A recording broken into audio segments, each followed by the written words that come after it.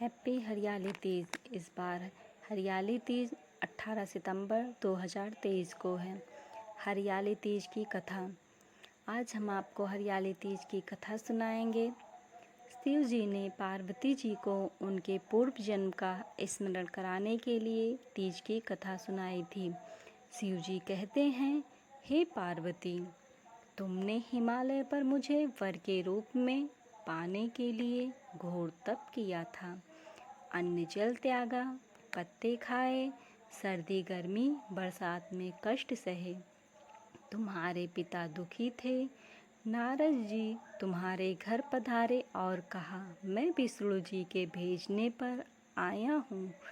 वह आपकी कन्या से प्रसन्न होकर विवाह करना चाहते हैं। अपनी राय बताएं। पर्वतराज प्रसन्नता से तुम्हारा विवाह विष्णु जी से करने को तैयार हो गए।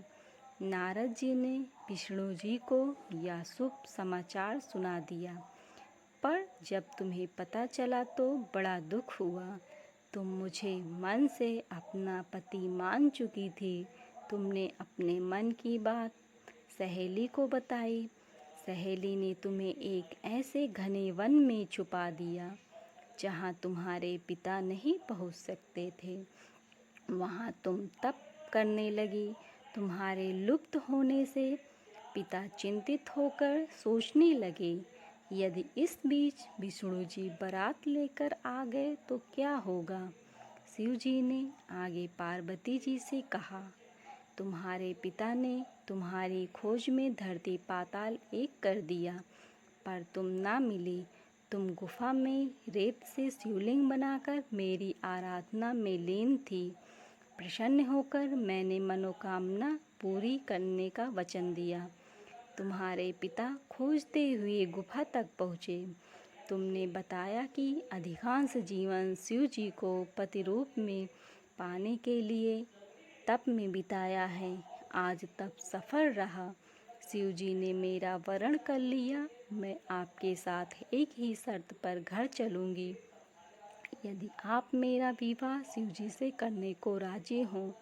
पर्वतराज मान गए। बाद में विधि विधान के साथ हमारा विवाह किया। हे पार्वती, तुमने जो कठोर व्रत किया था उसी के फलस्वरूप हमारा विवाह हो सका। इस व्रत को निष्ठा से करने वाली स्त्री को मैं मनवांछित फल देता हूँ। उसे तुम जैसा अचल सुहाग का वरदान प्राप्त हो।